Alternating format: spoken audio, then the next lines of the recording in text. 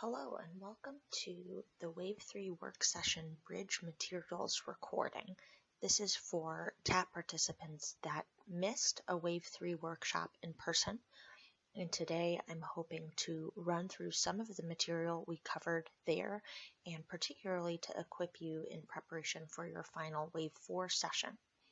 This is all part of the Water Loss Technical Assistance Program, brought to you by the Cal Nevada section of AWWA and funded via the EPA State Revolving Fund and the California State Water Resources Control Board. My name is Kate Gasner, and I am a member of the project management team. I work with WSO, and we've partnered with Kavanaugh and Associates to bring you water loss technical training and help you with this first year of Level 1 validation for state submission. Today we'll be going over what the TAP program offers, a few important reminders of the tenets of water auditing to make sure that you're keeping that in mind as you prepare your next audit, and specifically what you need to do for Wave 4 and the work session around Level 1 validation. That will include specific examples and instruction around supporting documentation, a few thoughts on data validity grades, and some more insight and resources we have there. And then we'll go over what it looks like to sign up for a Wave 4 session and what you specifically need to bring to that session to complete your Level 1 validation for SB 555 compliance. Here's a brief overview of the Water Loss Technical Assistance Program, or Water Loss TAP. We're currently starting Wave 4, which in many ways is the most important piece of the puzzle. Wave 4 is the session wherein we connect with each utility individually via conference call, and we go over the audit that you will be submitting to the state, and we complete the Level 1 validation process. This is a progressive learning model, and many of you have been with us from the start, where we did some workshops and practiced that Level 1 validation in Wave 2. We just met and finished our Wave 3 sessions, and this webinar today is meant to review that material and make sure that folks are prepared and ready for their Wave 4 remote session. For those who haven't been participating in workshops, Wave 2 practice round activity, I highly recommend you go directly to the californiawaterloss.org, the website of the Water Loss TAP, wherein you will find a lot of resources organized by wave. So if you've missed a particular wave, you can go directly to this site and catch up on the materials that we used in class, or some instructions, examples, exercises.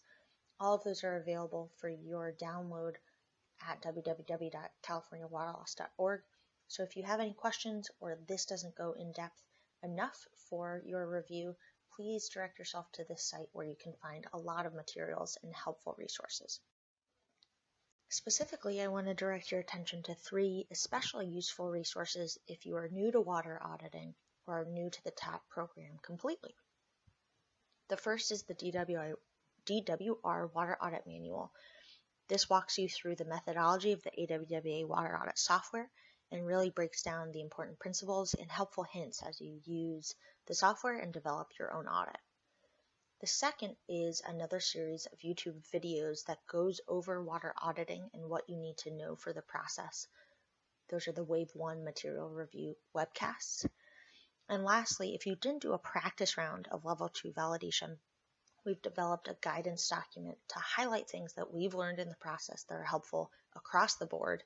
So please reference the Wave 2 Bridge document if you weren't able to do that practice round yourself.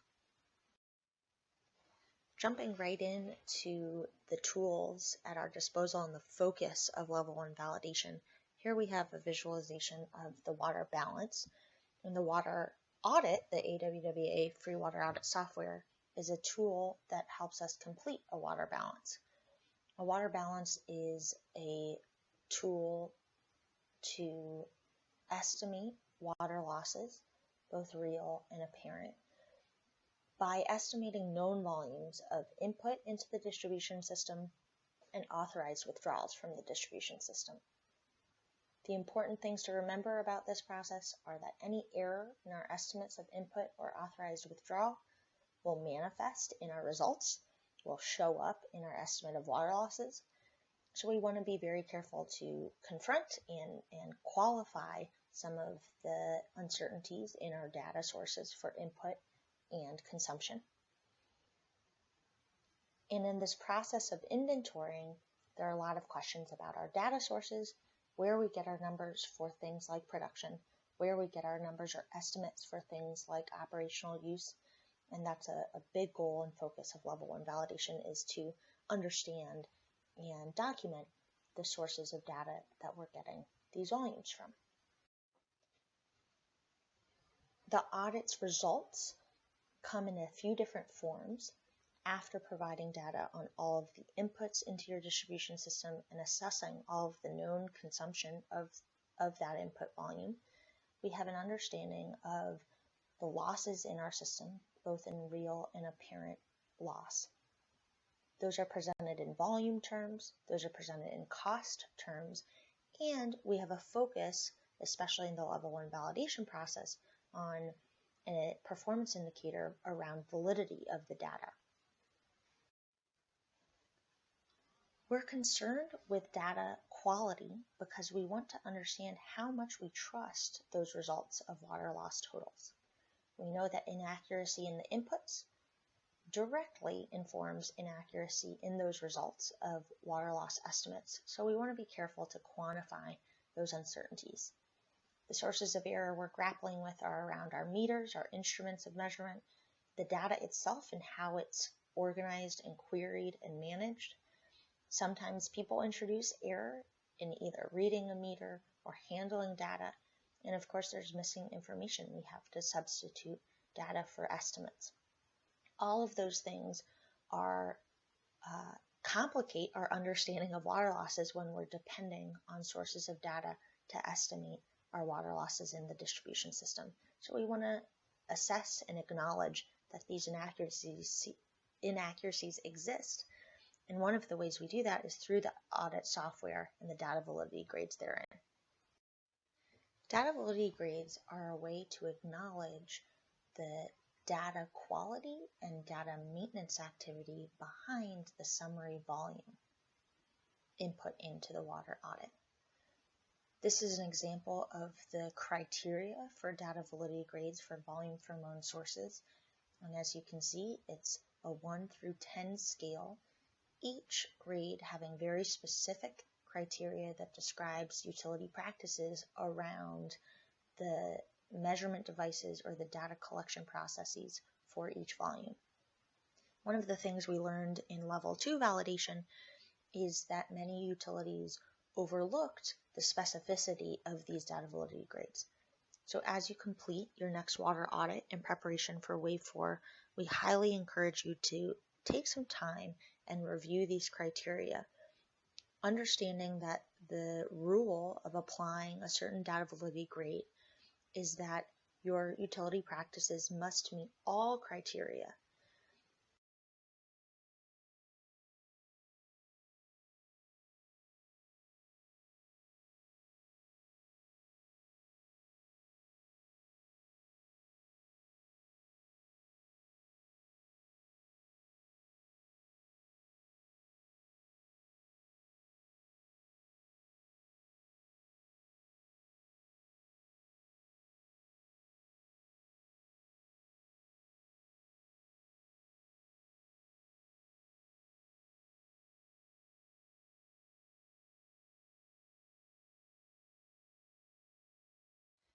As you complete the audit software for your Wave 4 Level 1 validation session, we want to encourage you to remember that one of the most important pieces is, of course, compiling these summary volumes of your production, your consumption, and all of the other inputs that the audit requires of you. But it's almost equally important to compile your rationale and reasoning behind the selection of your data validity grade. That brings us to the purpose of Level 1 validation, which is twofold. The first goal is to review the audit itself make sure that the data you're using to complete the audit software is the best data you have available, and it aligns with the methodology of the water balance. The second purpose is to review the data validity grades themselves to make sure that they align and describe the activity and data maintenance practices that your utility has in place.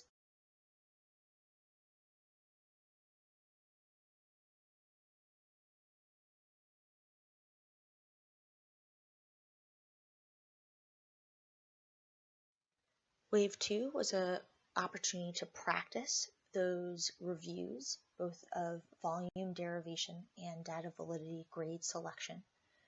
And now we're in the process of completing the more official rounds of review in Wave 4. But before we turn there, we'd like to revisit some of the things we found in Wave 2 that will be especially useful as you prepare for Wave 4.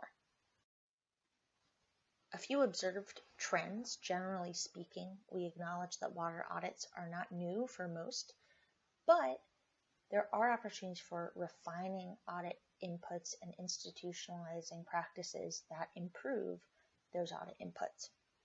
We've also found overall in our Wave 2 auditing practice rounds that production meter testing and customer meter testing are often the limiting factors in the data validity grade assignment and in our certainty around volumes of input and volumes of consumption.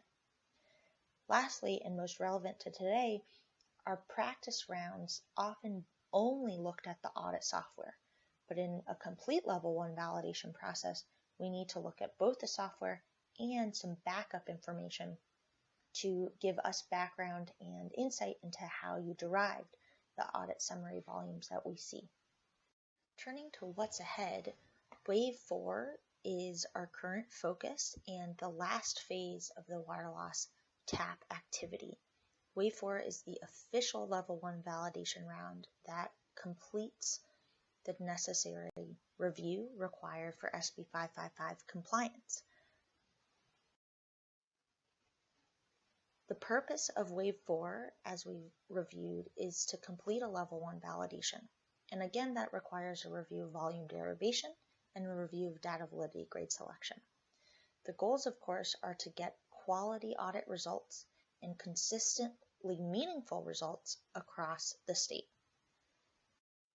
To do that, to do those reviews successfully, level 1 validation tools include the interview and back and forth itself, the discussion with the audit team on the Wave 4 conference line, but also supporting documentation. Supporting documentation helps us decipher how the summary volumes that are most important were derived and gives us a sense of some of the critical maintenance programs that inform data validity grades throughout.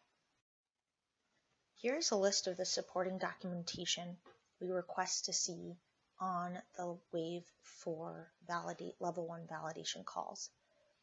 A couple key notes. We ask that you upload this information to us at least 2 weeks in advance of your call. And you'll quickly see here that there are some supporting documents that are required for successful level 1 validation on the left-hand side, and there are some supporting documents that are nice to haves but not required. We'll focus on the required supporting documents and walk through examples of each one of these files.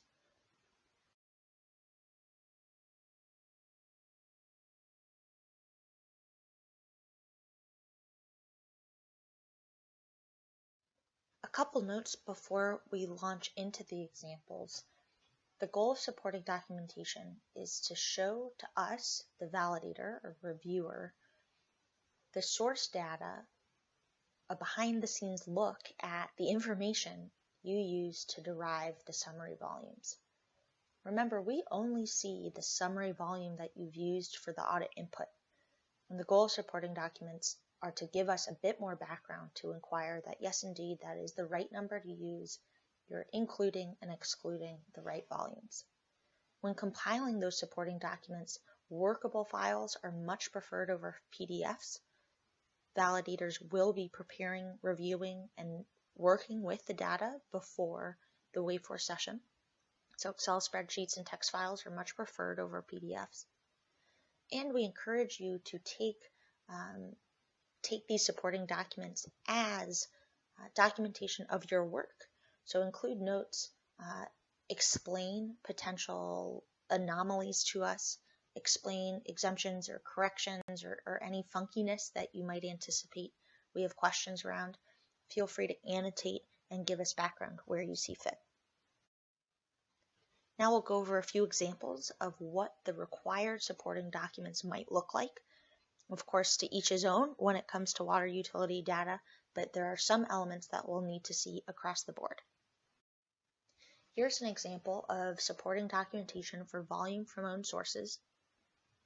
The things that are required to see here are volumes as produced by month by each meter measuring production. So we're looking for a monthly production summary by meter. In this case, there's only one source of water here through a treatment plant, and we've identified, thanks to some annotation, that for the audit, they're using the finished water meter at that treatment plant. Here we see a highlight as to what audit total was used, and that's just the sum across this 2016 audit period.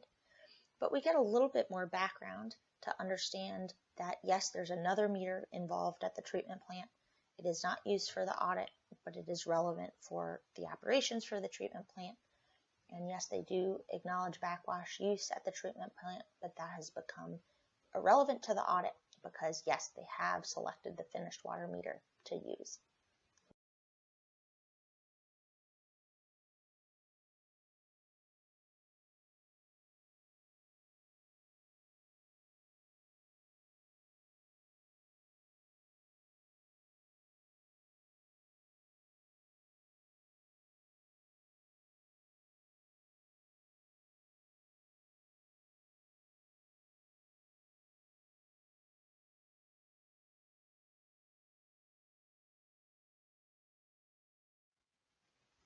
A water supplied setup that features many more meters. In this case, we have well production here.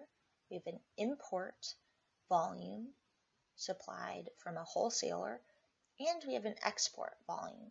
So this covers 3 different volumes in the audit, and it's all displayed here as one supporting document, touching all the required information on monthly volumes for volume from owned sources, water exported, and water exported monthly volumes by meter. Again, what you'll note is that we've got the audit period, January through December of 2016, monthly volumes from each metered connection.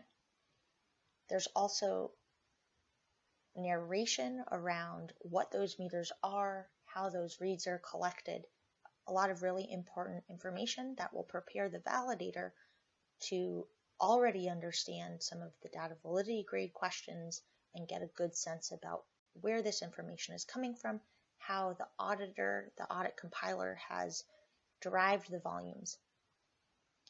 Again, some things to keep in mind: making sure that all of this volume is potable water introduced directly into the distribution system. Here's a cheat sheet on how all of these volumes translate into the audit. So the reviewer or validator can double check to say volume from owned sources really is just the sum across the different well production that they own and operate here. That would be the case for this setup. We can check that the water imported volume is simply the sum across their import connection. We can check that the water exported volume is their emergency connection total to their neighboring utility. Double checks and cross-references that is required of level 1 validation. We know that this information is available, and the big step that we're asking you to do is to compile the information and upload it to us for our review before Wave 4.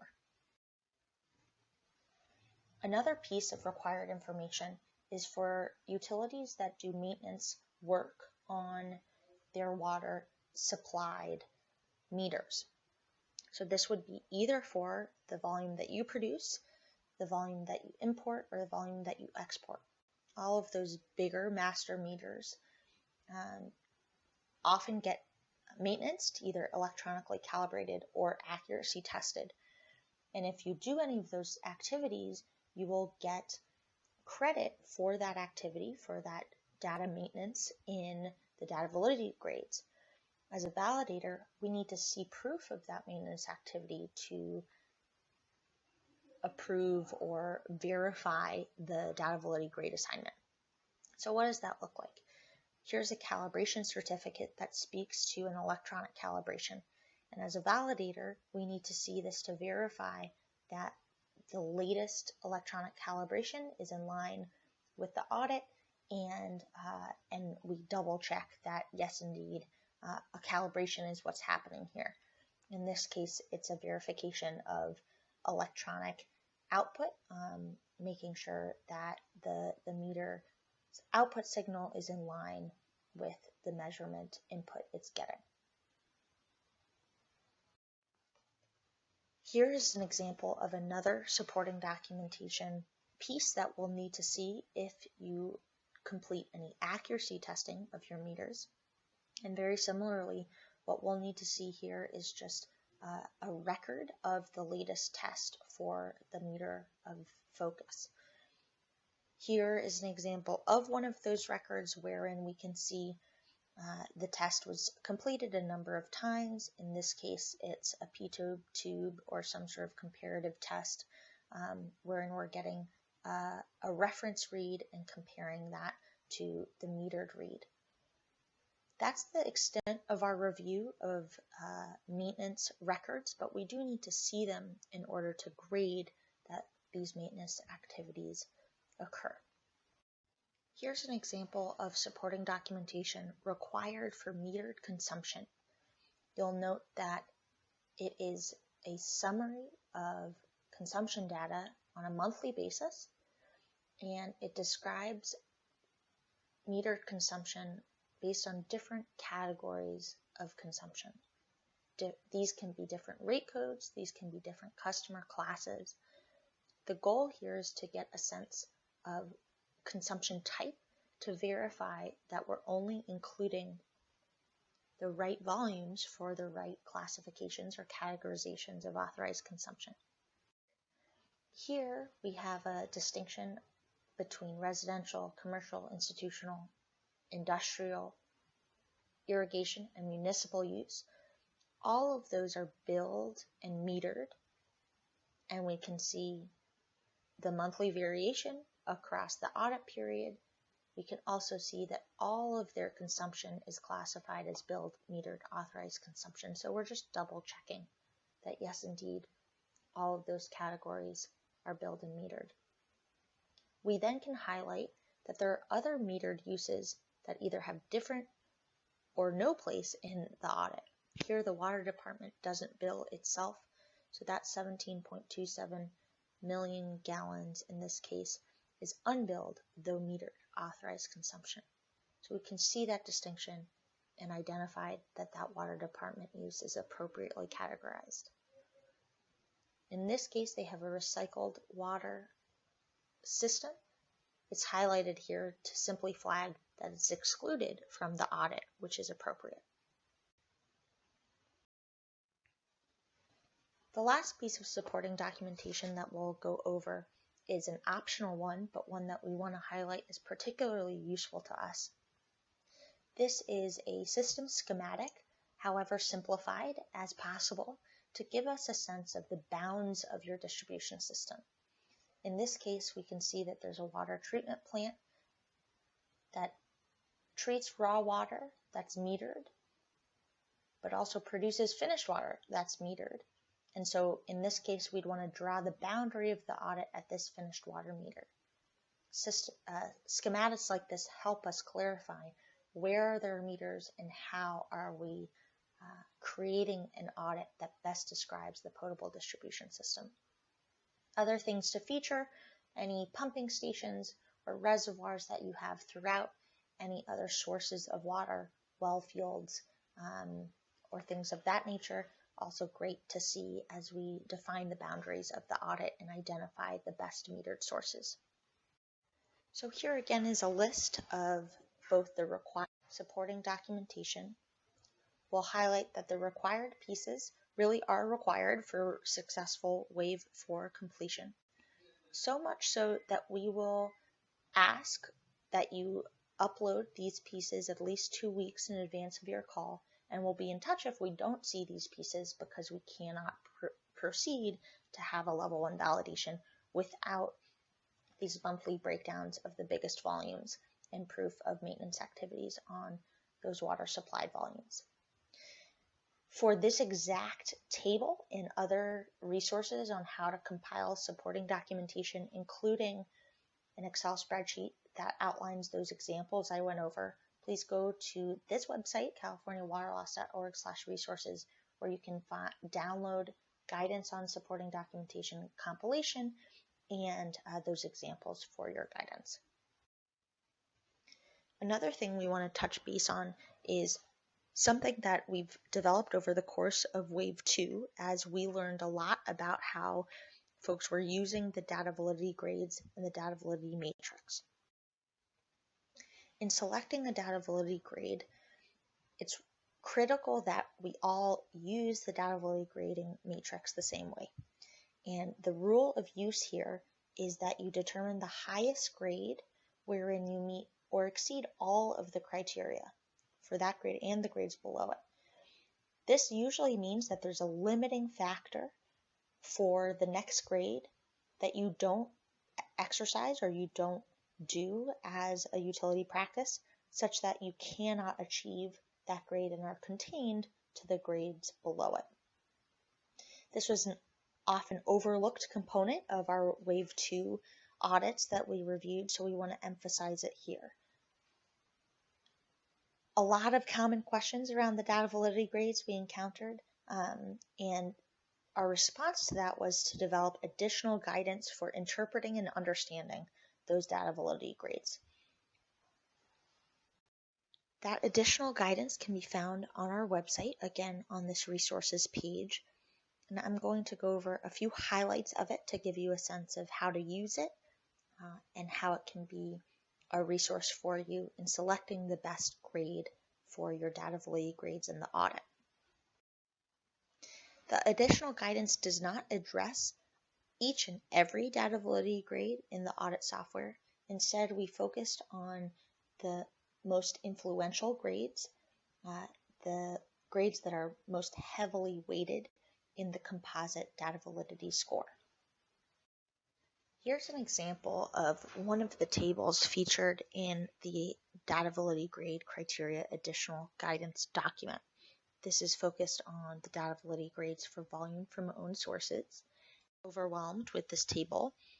This column to the left is simply an extraction of all the criteria featured in the volume from owned sources data validity grade matrix. What we've done is highlighted some terms and definitions, or rather some terms that require a bit more defining for clear and consistent use. I won't go through every term that we've clarified, but as an example, one of the common questions we had around data validity grades for volume from owned sources was what occasional meter accuracy testing or electronic calibration meant to get a data validity grade of 4 or above.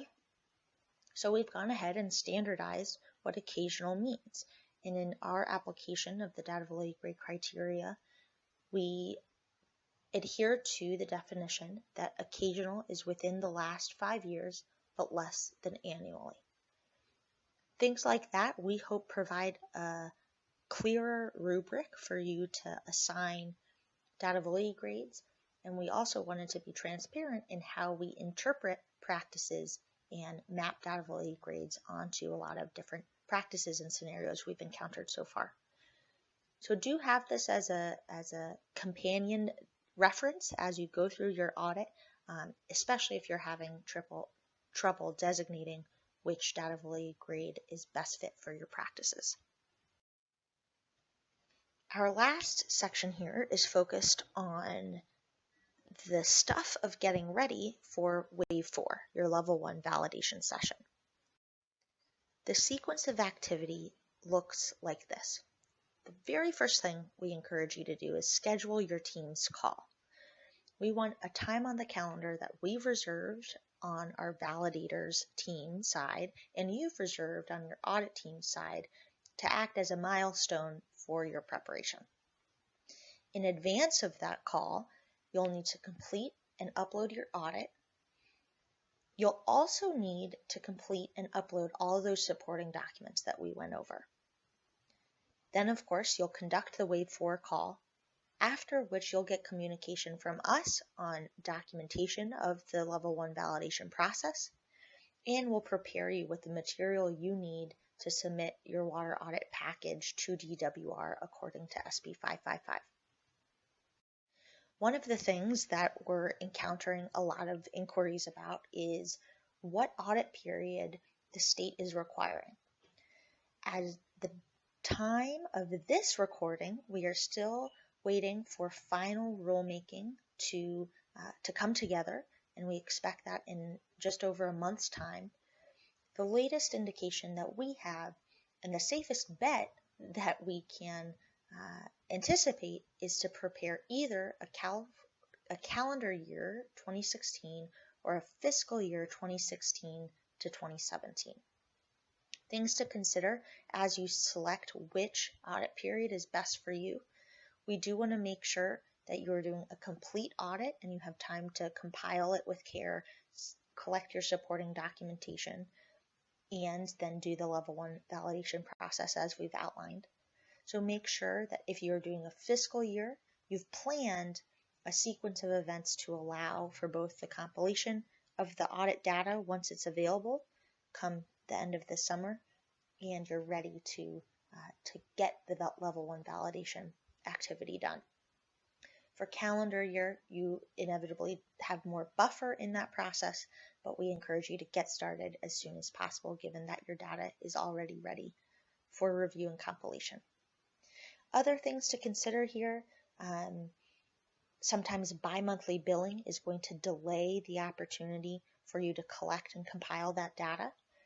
That is an example where calendar year might be more convenient and available for this work.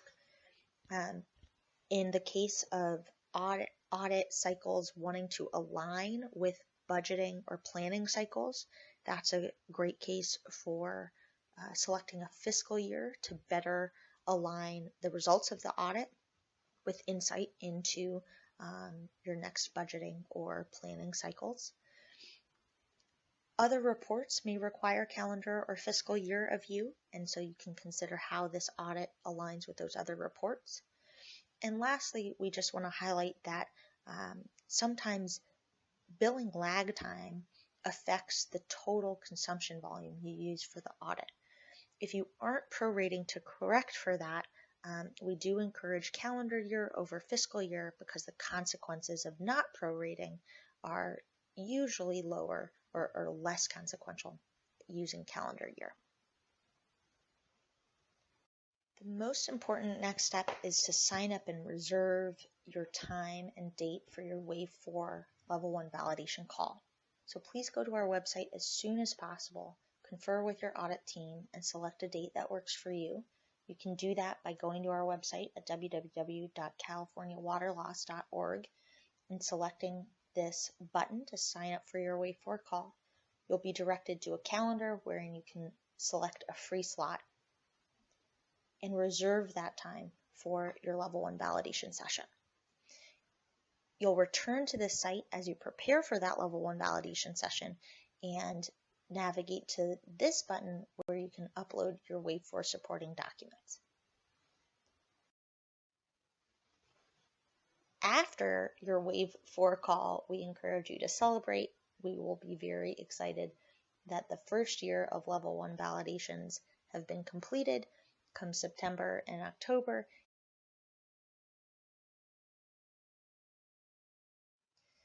One more note is that there will be opportunities to decompress and continue learning with regards to water loss programming and the water audit process. 2 opportunities close by will be a great place to convene on the water audit and the water auditing process. One is upcoming in October at the annual fall conference of the Cal Nevada section. That'll be in Reno. And another is even more specific to our work. The North American Water Loss Conference is coming to San Diego this year. So right in our lovely state, and we would highly encourage your attendance there. A lot of California utilities will be there, so it's a great spot to connect with your peers on the water audit and water loss control generally. That's it for the Wave 3 bridge materials. We encourage you to reach out if you have any questions, and thank you from all the team delivering the technical assistance program to you from the Cal Nevada section, from the EPA, the California State Water Resources Control Boards, and WSO and Kavanaugh and Associates. We're all grateful that you're participating, and we look forward to your Wave 4 call.